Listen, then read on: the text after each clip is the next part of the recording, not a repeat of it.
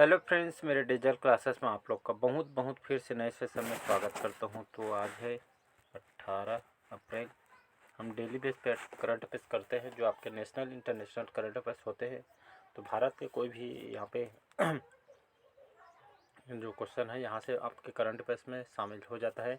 और कोई भी एग्ज़ाम की प्रिपरेशन कर रहे, एसएससी, रेलवे, यूपीएससी, पीएससी, कोई भी स्टेट के एग्ज़ाम हो, सेंट्रल गवर्नमेंट के एग्ज़ाम हो, तो लगभग सभी एग्ज़ाम में यहाँ के मैं क्वेश्चन की बात करूँ तो 7 से 8 क्वेश्चन यहाँ से डेफिनेटली एग्ज़ाम में क्वेश्चन आता है। और आज की डेट पे आप 10 से 15 मिनट आप यहाँ पे करंट अफेयर्स में लगाते हैं, यकीन मानिए आपके एग्ज़ाम के टाइम जो 7 से 8 क्वेश्चन जो बनते हैं आपसे डेफिनेटली बनने लगेगा।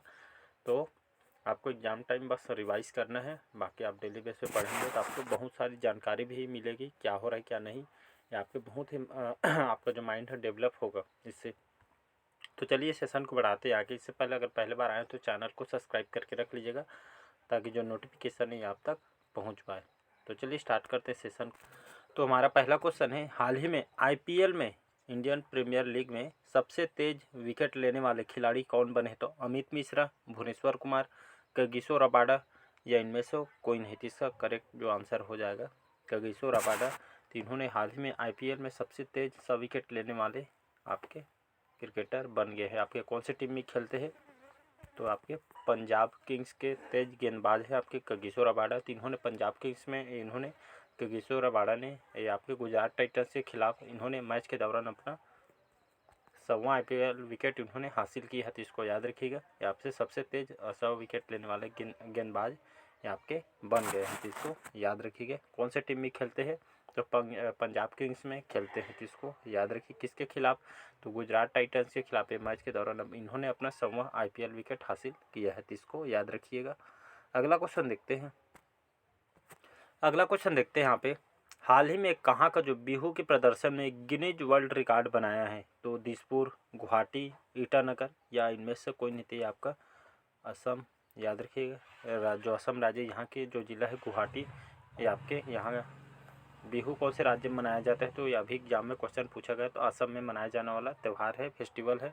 तो हाल में जो बिहू के प्रदर्शन में गिनीज वर्ल्ड जो रिकॉर्ड इन्होंने बनाया है गुवाहाटी में, तो आपका गिनीज वर्ल्ड रिकॉर्ड में ये दर्ज हो चुके हैं लगभग 11,000, 1, 2, 3। तो यहाँ पे 11,000 नृत्यकार इसमें और ढोलक वादकों के साथ आपका बिहू नृत्य का प्रदर्शन किया है। इसको याद है कि बहुत बड़ी उपलब्धि है। तो 11,000 इसमें नृत्य कलाकार और ढोल वादक वाले जो बिहू नृत्य का प्रदर्शन यहाँ पे गुवाहाटी में इन्होंने किया है आपके गुवाहाटी स्टेडियम में। तो इसको याद रखिए। तो इसी तरह इन्होंने बिहू प्रदर्शन में इन्होंने गिनीज वर्ल्ड रिकॉर्ड इन्होंने बनाया है। तो इसको याद रखिए। बहुत बार एग्जाम में क्वेश्चन पूछा जाता है। बिहू जो है आपके कौन से राज्य का नृत्य है? तो आपके असम के है। तो इसको याद रखिएगा। अगला क्वेश्चन देखते हैं यहाँ पे, हाल ही में आईपीएल 2023 जो आईपीएल चल रहा है, तो आईपीएल 2023 में शतक लगाने वाले पहले भारतीय कौन बने? तो यहाँ पे भारतीय पूछा गया है। तो आईपीएल 2023 में शतक लगाने वाले पहले भारतीय बने हैं शिखर धवन, शुभमन गिल, वेंकटेश अय्यर या इनमें से कोई नहीं। इसका जो करेक्ट आंसर हो जाएगा वेंकटेश अय्यर, याद रखिएगा। तो आईपीएल 2023 में शतक लगाने में पहले भारतीय बने हैं वेंकटेश अय्यर। तो इसको याद रखिएगा। इन्होंने कोलकाता नाइट राइडर्स के जो स्टार ऑलराउंडर मतलब ये आपके कोलकाता नाइट राइडर्स में मतलब ऑलराउंडर विकेट जो प्लेयर है वेंकटेश अय्यर, इन्होंने यहाँ पे मुंबई इंडियंस के खिलाफ इन्होंने मुंबई में खेले हैं। मैच के दौरान इन्होंने शतक लगाया है। तो इसको याद रखिए। किसके खिलाफ? तो मुंबई इंडियंस के खिलाफ इन्होंने शानदार बाजी मारी है। तो इसको याद रखिएगा। कौन से टीम में खेलते हैं ये आपके प्लेयर? तो आपके कोलकाता नाइट राइडर्स। तो इसको याद रखिएगा। अगला क्वेश्चन, नेक्स्ट क्वेश्चन देखते हैं। हाल ही में 10 दिवसीय जो सांस्कृतिक कार्यक्रम सौराष्ट्र तमिल संगम कहाँ शुरू हुआ है? तो गुजरात, महाराष्ट्र, मध्य प्रदेश या गुजरात में। तो इसका करेक्ट इनमें से कोई नहीं है। तो इसका करेक्ट आंसर हो जाएगा गुजरात। तो हाल ही में यहाँ पे 10 दिवसीय यहाँ पे 10 दिनों का सांस्कृतिक कार्यक्रम जिसका नाम है सौराष्ट्र तमिल संगम, इसे आपका कहाँ शुरू किया है? तमिलनाडु। तो यहाँ के हाल ही में जो राज्यपाल हैं आर एन जो रवि है, यहाँ के राज्यपाल इन्होंने गुजरात में इस सौराष्ट्र तमिल संगम के मतलब और जाने वाली जो विशेष ट्रेन को इन्होंने हरी झंडी दिखाकर यहाँ पे रवाना की है। तो इसको याद रखिए। इसका उद्देश्य है यहाँ पे सौराष्ट्र तमिल संगम का उद्देश्य दोनों राज्यों के बीच यहाँ पे संबंधों को मजबूत बनाना है। तो इसको याद रखिएगा।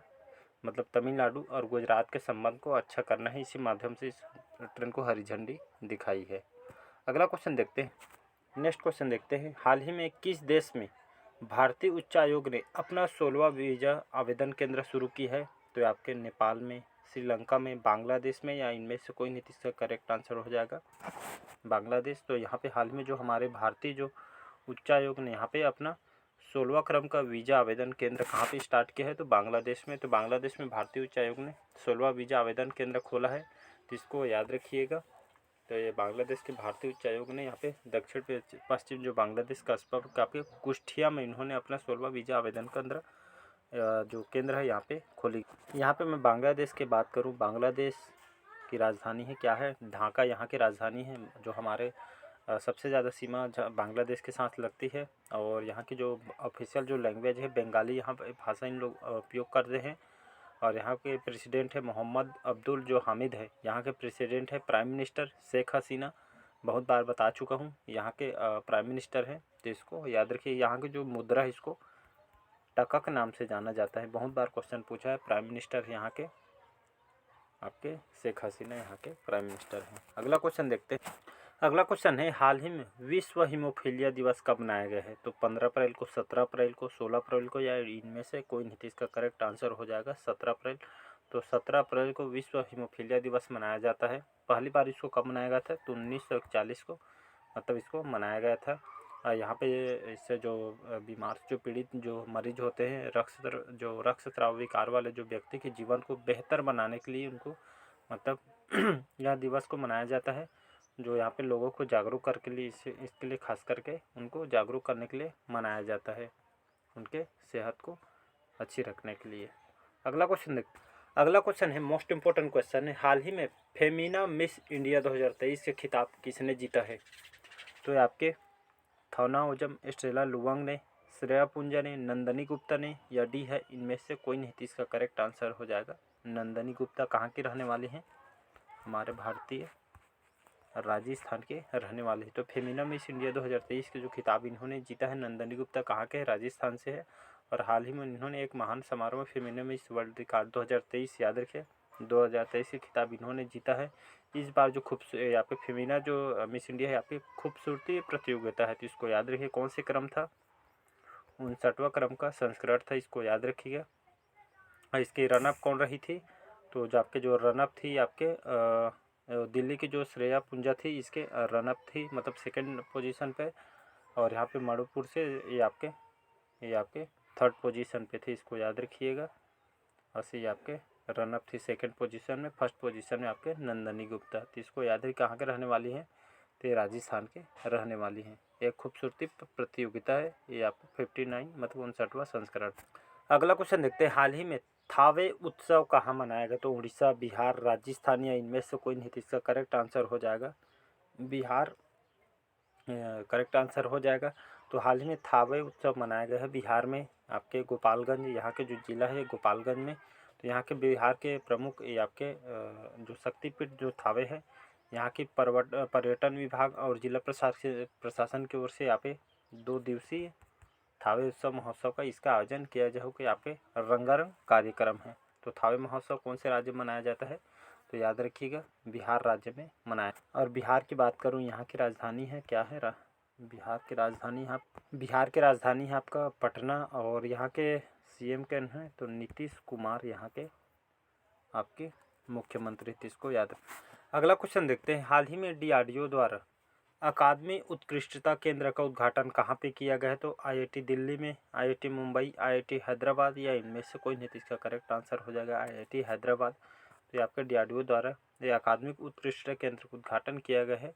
कहने का मतलब है आपके जो परियोजना वगैरह जो चलाए जा रहे हैं, खास करके डीआरडीओ के जो अध्यक्ष हैं डॉक्टर समीर वी कामत, इसके अध्यक्ष हैं डीआरडीओ के, तो इसको याद रखिएगा समीर वी कामत। तो याद रखिए अध्यक्ष है इसके। तो यहाँ पे डीआरडीओ द्वारा जो अपकमिंग जो परियोजना कर यहाँ पे लगभग संचालन किया जाके इसी के लिए उत्कृष्टता केंद्र का उद्घाटन यहाँ पे किया गया है। नया नया यहाँ पे डेवलपमेंट किया जाएगा जिसमें लोगों को आसानी होगी। तो यहाँ पे अलग अलग परियोजना पे इन लोग काम करेंगे। तो इसका उद्घाटन किया गया है और अलग अलग आपके अनुसंधान केंद्र की दिशा में भविष्य के अलग अलग परियोजनाओं पे आपके काम करेंगे मिल के DRDO और आपका IIT हैदराबाद के द्वारा। यहाँ पे मैं बात करूँ DRDO का जो फुल फॉर्म होता है आपका defence research and development organisation इसका फुल फॉर्म होता है। और इसकी स्थापना की बात करूँ, इसकी स्थापना जो है आपके 1958 में इसकी स्थापना की है और दिल्ली में इसका हेडक्वार्टर है। और बाकी तो बता ही चुका हूँ इसके बारे में, तो इसको याद रखिएगा। अगला क्वेश्चन, हाल ही में कौन G20 space economy leaders meet की मेज़बानी कर रहा है? तो ये आपका असम, मेघालय, मिजोरम या डी है, इनमें से कोई नहीं। तो ये आपके जो आपके कब से कब तक चलेगा, तो इसके जो अध्यक्षता है मेघालय को दिया गया, इसको याद रखिएगा। तो मेघालय करेक्ट आंसर हो। मेघालय के यहाँ पे जो शिलांग है, यहाँ पे राजधानी मेघालय की शिलांग में आपकी G20 जो है आपके खास करके अंतरिक्ष अर्थव्यवस्था के नेताओं की एक बैठक है, जिसमें वीडियो कॉन्फ्रेंस के माध्यम से यहाँ पे संबोधित वगैरह करेंगे। और डॉक्टर सी इसमें भारत को एक उभरती हुई अंतरिक्ष अर्थव्यवस्था के बारे में इनके द्वारा बताया जाए। तो ये खास करके इस बैठक में अंतरिक्ष के अर्थव्यवस्था पे बात यहाँ पे किया जाएगा, तो इसको याद रखिएगा, जिसका जो है आयोजन मेघालय में किया जाएगा। अगला क्वेश्चन देखते हैं, हाल ही में किस देश का सबसे बड़ा परमाणु रिएक्टर अपना जो है सेवा चरण में प्रवेश कर चुका है? तो फिनलैंड, मिस्र, सीरिया या इनमें से कोई नहीं। तो करेक्ट आंसर हो जाएगा फिनलैंड। ये कंट्री कहाँ पे आती है? तो यूरोप में आती है कंट्री, इसको याद रखिएगा। फिनलैंड की जो राजधानी है, कैपिटल है हेलसिंकी, याद रखिए हेलसिंकी यहाँ की कैपिटल है। यहाँ के प्राइम मिनिस्टर है सन्ना मैरिन, याद रखिए सन्ना मैरिन यहाँ के प्राइम मिनिस्टर है, तो इसको याद रखिए। इन लोग जो स्वीडिश इन लोग भाषा उपयोग करते हैं। तो हाल ही में जो परमाणु रिएक्टर अपनी जो सेवा स्टार्ट की है, फिनलैंड ने स्टार्ट किया है। और यहाँ पे एक इंडेक्स में हर बार जो क्वेश्चन पूछता है, जो सबसे ज़्यादा खुशहाल जो देश है आपका फिनलैंड है, तो इसको याद रखिए। इस बार हमारा जो भारत की स्थान 136 136 क्रम में है, तो इसको भी याद रखिए।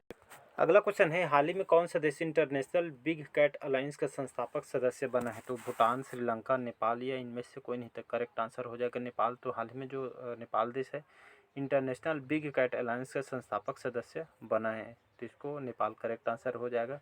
ये बिग कैट अलायंस का होता है, तो जितने भी जीव जंतु है, शेर, भालू वगैरह जो कैट एनिमल्स हैं, तो इन पे आपके उनको संरक्षण के लिए इसका मतलब ये आप काम करिए, जिसका जो संस्थापक सदस्य नेपाल बना है। तो इसका उद्घाटन नरेंद्र मोदी जी ने भी किया था, कुछ दिन पहले मैं पढ़ाया था।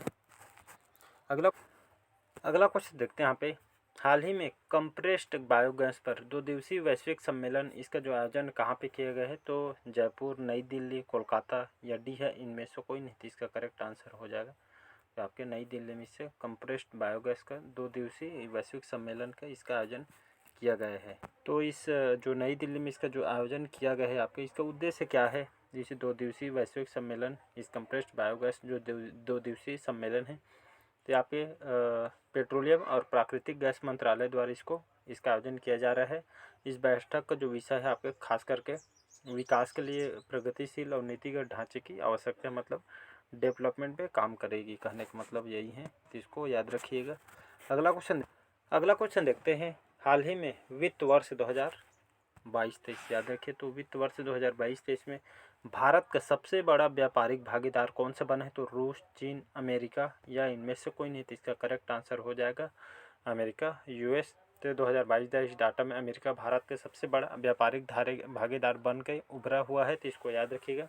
तो हर सेक्टर में, कॉमर्स सेक्टर में आपके भारत और अमेरिका में जो लेन देन व्यापारिक केंद्र जो है आपका बहुत है, मतलब अच्छा है, मतलब हमारे भारत और अमेरिका के बीच जो संबंध अच्छे हैं, ज़्यादा यहाँ पे देखेंगे तो व्यापार जो है अमेरिका के साथ ज़्यादा होता है, तो यहाँ पे वही को बोला गया है। तो भारत के सबसे बड़ा व्यापारिक भागीदार अमेरिका बने हैं। अमेरिका की राजधानी है वाशिंगटन DC। जॉय बिडेन यहाँ के राष्ट्रपति, कमला हैरिस जो हमारे भारतीय मूल के यहाँ के उपराष्ट्रपति हैं, इसको याद रखिएगा। अगला क्वेश्चन देखते हैं, हाल ही में 5 दक्षिण एशियाई देश किस राज्य की पर्यटन प्रोत्साहन योजना का हिस्सा बनेंगे?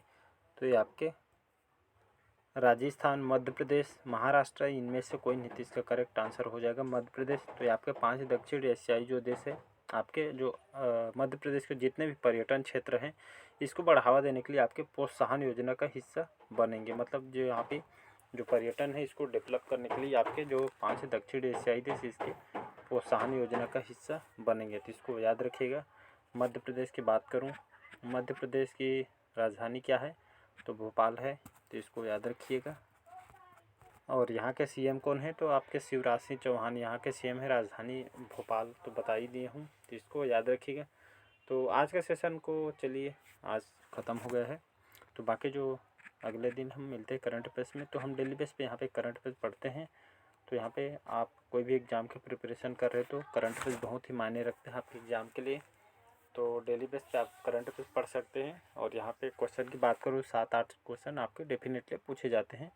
तो रिवाइज भी करिए वीडियो को, और ताकि आपके जो करंट अफेयर्स है आपसे पूरा बनने लगे। 7 से 8 क्वेश्चन आपसे कहीं नहीं जाएंगे। तो चलिए मिलते हैं अगले पार्ट में। बस आज के लिए इतना ही। Thank you.